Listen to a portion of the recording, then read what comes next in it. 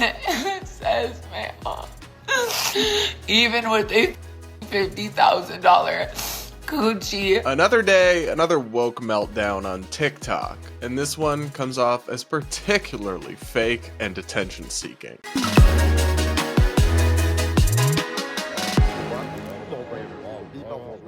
We're gonna get into this and react to a bunch of other crazy woke videos from TikTok, all from the perspective of a normal, sane gay guy who hasn't quite lost his last brain cell yet.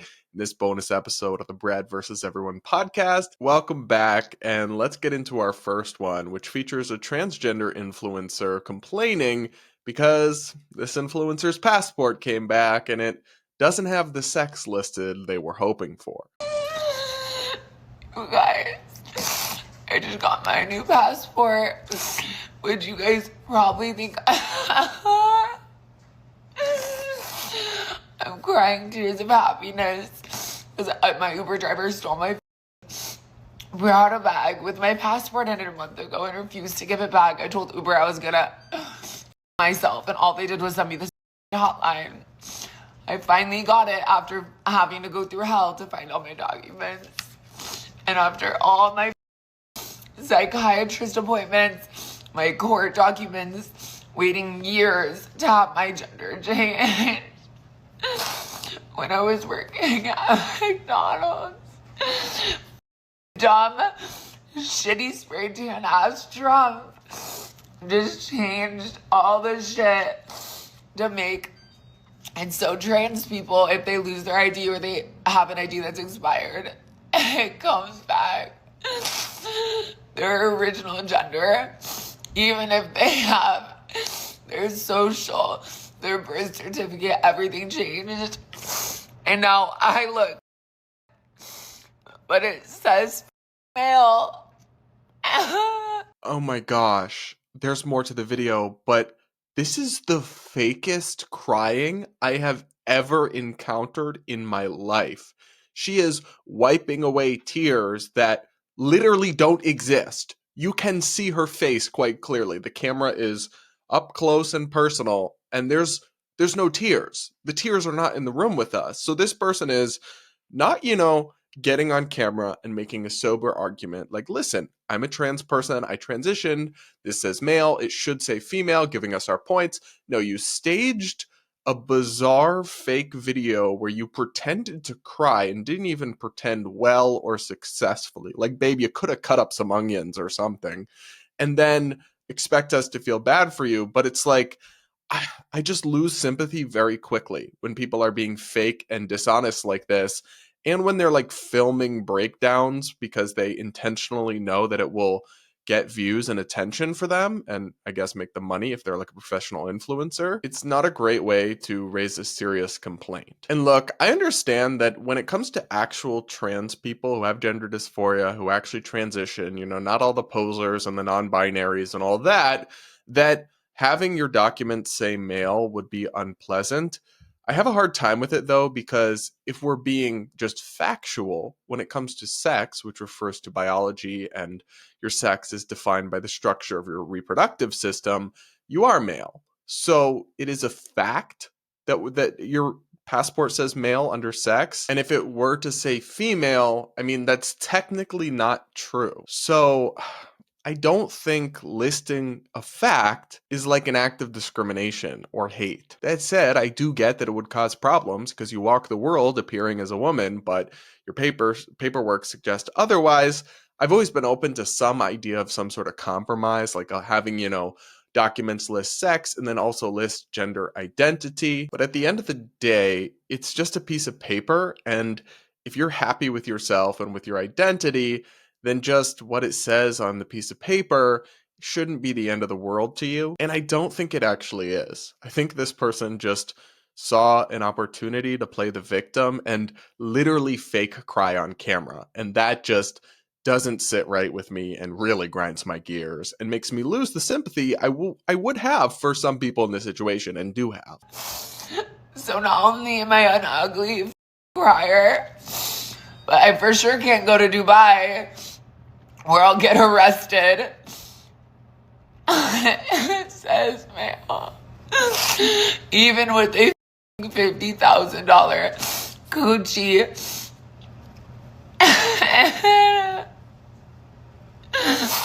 And everything that I've got.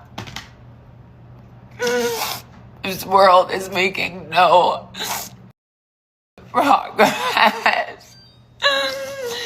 And this is why trans people end their lives and get beaten up and get detained at the airport and they'll never feel good enough.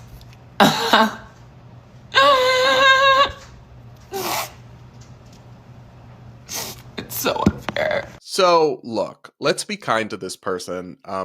She genuinely doesn't seem well for a whole host of reasons, so please don't bully or insult this person in the comments. I really don't want that. But a few points here from this viral video. Why are you trying to go to Dubai or other Middle Eastern countries where if they knew you were trans, you would be physically unsafe? You shouldn't be doing that. You shouldn't be trying to sneak into countries where your life would be at risk if they knew who you really were. Just don't go to those countries. As a gay person, I won't be secretly trying to pass myself off as straight and going into countries where they hang gay people. I just won't be going to those countries. What? That idea is crazy to me, that's even something you wanted to do. I really can't wrap my head around. Why would you support them with your dollars and your tourism and put yourself in potential jeopardy just to visit there when you could visit so many other places? And look, a little TMI on your coochie and its apparent price tag, but that doesn't actually literally make you female. That isn't how sex and biology works, to be clear. And claiming that the letter on your passport is why trans people get beaten up doesn't make a whole lot of sense, because I'm not sure who you're really showing your passport to other than like TSA agents and customs officers and these kinds of things. You're not like showing your passport to people out in public and then getting beat up. That's not a thing. Of course, I don't want anyone to get beaten up, but it's also not reasonable to demand that untrue statements be put on official government documents because it will make you feel safe or something from a threat you haven't even really explained here. And on the mental health aspect of this, the idea that trans people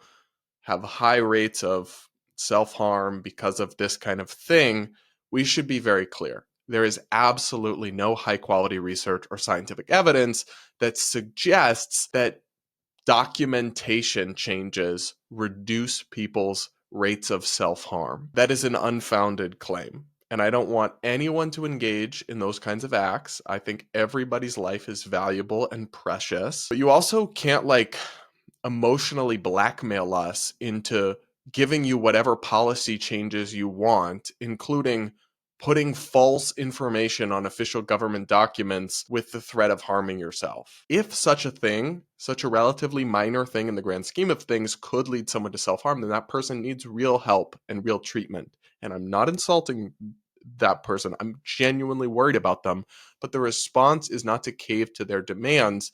It is to get them the help they need. So look, guys, I saw this video going viral. I had to talk about it because I think it's really problematic in a number of ways.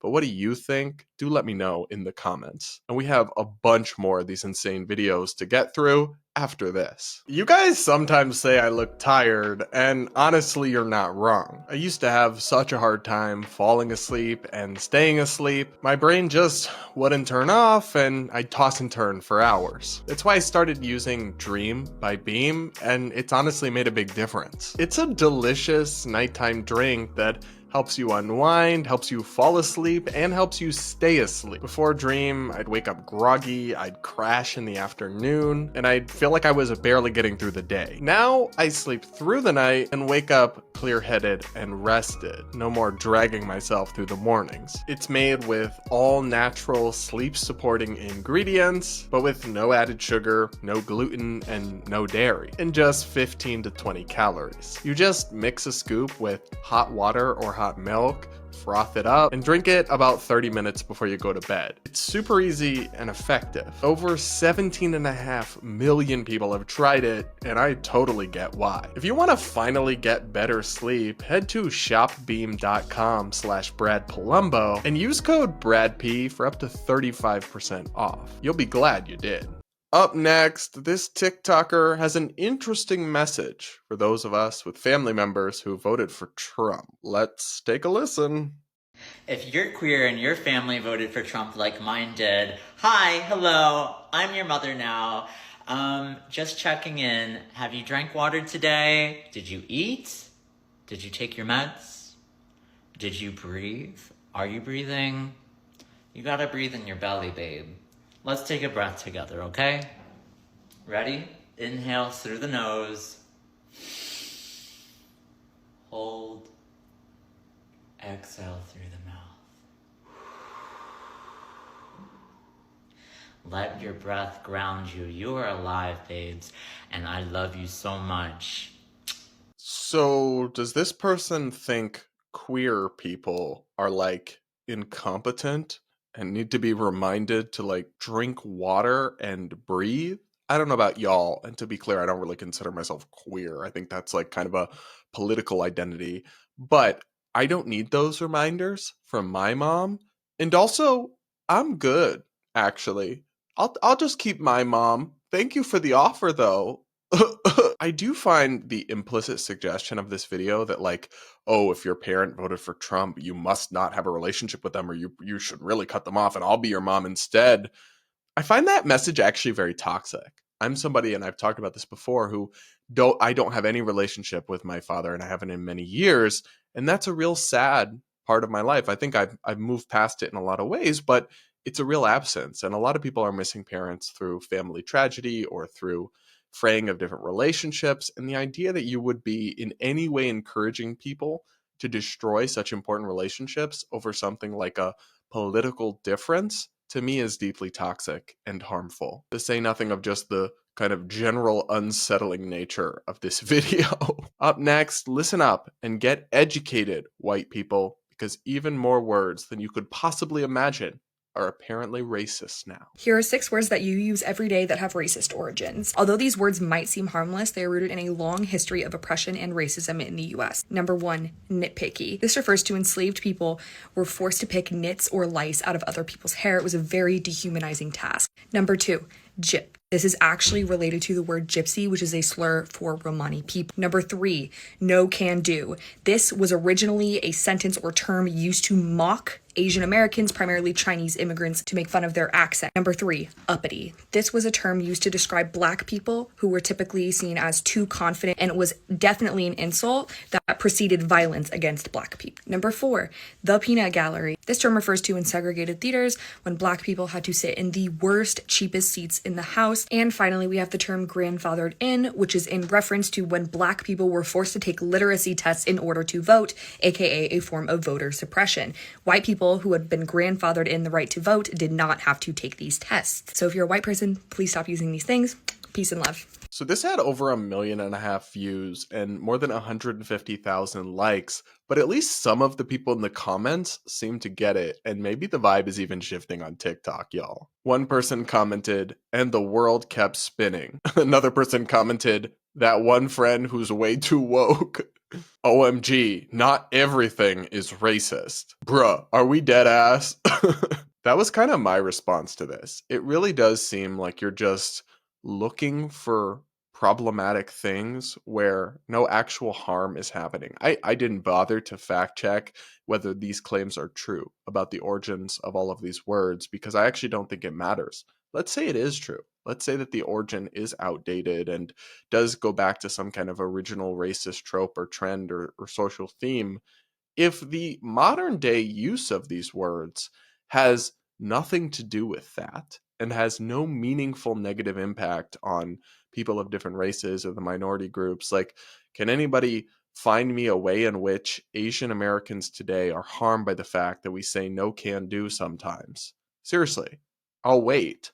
If you can explain to me in any sort of coherent nature why these uses of these phrases, you've also heard this about things like master bedroom. I have yet to hear anyone explain how these daily uses of language harm or affect anyone in any tangible or meaningful way. Because if not, well, who cares about their origins? So what if they have a problematic past? If their present isn't problematic or harming anyone at all. Then it just seems like you're looking for reasons to be offended and going out of your way to play the victim and hyper police people's languages. Or, as that commenter said, like you're just that one friend who is way too woke. There's also like a performative virtue signaling aspect to this. Like the person who made this video is white and is lecturing other white people and is kind of clearly looking for approval. Like, see, I'm one of the good white people and I'm woke and I am fighting microaggressions and all this, and that will never not be cringe. It will never not be incredibly cringeworthy. Up next, this one, I'm not sure I really have words on how to introduce or describe it. I love when right-wingers say pick a struggle. Like, babe, you're the reason I am struggling so much. Y'all make life so much harder for genderqueer and disabled and mixed people. I would not need to struggle at all if y'all would just stop. I don't really know what to say, but I'm not really aware of ways in which right-wingers make it hard for mixed race people to exist. Same with disabled people. I mean, that's an instance where I'm actually open to a lot of the progressive ideas about like DEI. Like society should be as open and accessible and accommodating for people with disabilities like this person. But is it right-wingers' fault that it's not like that for you? I mean, we could talk about that, but that seems kind of like painting with a very broad brush that I'm not sure really accurately maps on to modern day politics. And genderqueer, it's not a real thing. So you can't be oppressed on the basis of something that you're imagining. I mean, I guess you can, but then that oppression is just imaginary. I do find it funny that people tell this person to pick a struggle, though. I will say that I'll pick for this person and say that being disabled is a real struggle, and my heart goes out to you with that, and maybe society needs to be more accommodating in different ways. But you're not helping your cause by conflating it with other imaginary and disingenuous claims to victimhood. Finally, one more thing. Let's normalize neopronouns. Today's neopronouns are rots. Did you hear my friend Process just started a band? Yeah, Rot plays guitar. Nobody even knew until like a month ago. Rot got Rot's first guitar from Rot's dad like 10 years ago, but never told anybody about it. And then last month, Rot started putting up flyers looking for a singer and a drummer. Oh, you saw those? Yeah, those were Rot's. Yeah, I guess Rot didn't want to play by Rot's self anymore. Oh, you want to join? Yeah, I bet Rot would totally let you join. Yeah, I don't think Rot has a bass player yet. Yeah, let me give you Rot's number. Let's normalize neopronouns. Or we could not. How about not? I'm gonna go with not. And I mean, imagine wanting to be called rot. Like as in something rotten or rotting? That's gross. Why would anyone want to be described as that? And I'm sorry, but like the same way you don't get to, if you get to pick your pronouns like this and can just use any inanimate object, then I'm announcing to the world that I am going to pick my adjectives. And from now on, I would like to be described exclusively as handsome, stunning, and gorgeous. Like, at some point, we have to get through to people that the dictionary is not a choose-your-own-adventure book, okay? And you don't just get to decide how other people must refer to you. This is like fetch. It's never going to happen. Neopronouns are cringe and fake, and we shouldn't be normalizing them. We should be helping more people realize that it's not normal or good or ever going to happen that you want to be referred to as rot. Bruh. All right, guys, I can't take much more of this in one sitting without incurring permanent brain damage. Thank you so much for tuning in. Please do make sure you're subscribed if you aren't yet. Do hit that like button before you go. Thank you to Dream by Beam for sponsoring today's video, and we'll talk again real soon.